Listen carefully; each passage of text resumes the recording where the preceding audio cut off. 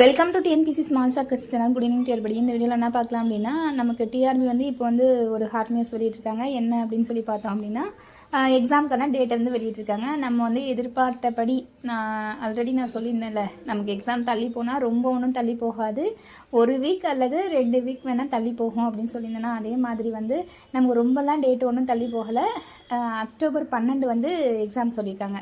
நமக்கு வந்து அதிகமான டைம்னு சொல்ல முடியாது, ஒரு 15 டேஸ் வந்துட்டு நமக்கு டைம் கிடச்சிருக்கு. இந்த 15 டேஸுமே நமக்கு நோட்டிஃபிகேஷன் வந்ததுலேருந்து இந்த இவ்வளோ டேஸ் போயிருக்கும்ல, அதில் வந்து பெரிய லெவலில் நமக்கு டைம் இருக்கும் அப்படின்னு சொல்ல முடியாது. இப்போ நம்ம படிக்க வேண்டியது பார்த்தோம் அப்படின்னா பயங்கரமாக அதிகமாக இருக்குது. ஏன் அப்படின்னா, நம்ம வந்து நோட்டிஃபிகேஷன் வந்ததுக்கப்புறமே நமக்கு ஒரு ஷிவரிங் ஆகிருக்கும்.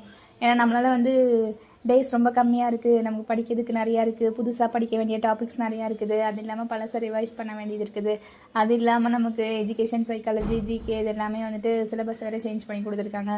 நமக்கு ஜிகேலாம் வந்து என்ன சொல்ல, நமக்கு டிஎன்பிசியில் கூட கம்மியாக டாபிக்ஸ் இருக்கும், ஆனால் ஜிகே பார்த்தோம் அப்படின்னா நமக்கு அதிகமாக இருக்குது. இப்போ டிஎன்பிசிலாம் எடுத்துகிட்டோன்னா நமக்கு ஹிஸ்ட்ரியில் வந்து இந்த புத்தம் ஜைனம் அதெல்லாம் கிடையவே கிடையாது, ஆனால் நமக்கு அதை கூட இன்க்ளூட் பண்ணி வச்சுருக்காங்க. அங்கே விட இங்கே எக்ஸஸாக இருக்க மாதிரி தான் இருக்குது. அதனால் வந்து என்ன சொல்ல, மேத்தமேட்டிக்ஸ் எக்கனாமிக் அது இதுன்னு சொல்லி எக்ஸ்ட்ரா பயங்கரமாக சேர்த்து வச்சுருக்காங்க. போன தடவைலாம் நம்ம பார்த்தோம் அப்படின்னா ஜிகே கொஷின்லாம் லாஸ்ட் டிஆர்பிலலாம் இந்த பாக்ஸில் கேட்குற மெத்தடே மாறிடுச்சு. முன்னாடி வந்து நமக்கு பாக்ஸில் இருக்க கொஷின்ஸை மட்டும் பார்த்தா போதும் அப்படின்ற மாதிரி இருந்துச்சு. ஆனால் இப்போ வந்து அந்த சாதாரணமான லைனில் இருக்கும்ல, நம்ம அந்த பேராகிராஃப் உள்ளக்க இருந்து தான் கேட்டிருந்தாங்க போன தடவைலாம். அந்த மாதிரி நம்ம பாக்ஸை மட்டும் படிச்சுட்டு போவோம் அப்படின்னா காணாத லெசனை ஃபுல்லாகவே தான் நம்ம படித்தாகணும். லைன் பை லைன் ரீட் பண்ணி அதில் கொஞ்சம் எக்ஸாம் பாயிண்ட் ஆஃப் வியூவில் என்ன இருக்குது அப்படின்றத நம்ம படித்து தான் ஆகணும். அதனால் நம்ம படிக்கிறதுக்கு டைம் வந்து ரொம்ப கம்மியாக தான் இருக்குது, ரொம்ப ஒன்றும் தள்ளி போகலை.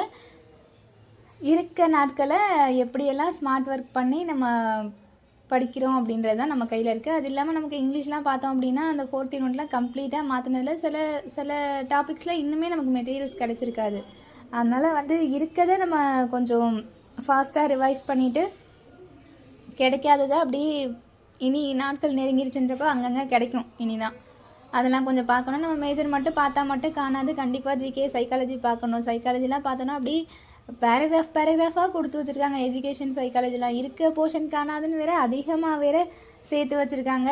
ஸோ இனி வந்து புது டாபிக்ஸ்லாம் படித்து ரிவைஸ் பண்ணுறதுலாம் ரொம்ப கஷ்டம்தான். இருந்தாலும் இருக்க டைமை ஏதாச்சும் ஒரு ஸ்மார்ட் ஒர்க் பண்ணி நம்ம கொஞ்சம் படிக்கணும். மேஜரை நல்லாவே கான்சன்ட்ரேட் பண்ணிவிட்டு அட் த சேம் டைம் வந்து எஜுகேஷன் சைக்காலஜியுமே கொஞ்சம் நம்ம பார்த்து தான் ஆகணும், வேறு வழி இல்லை.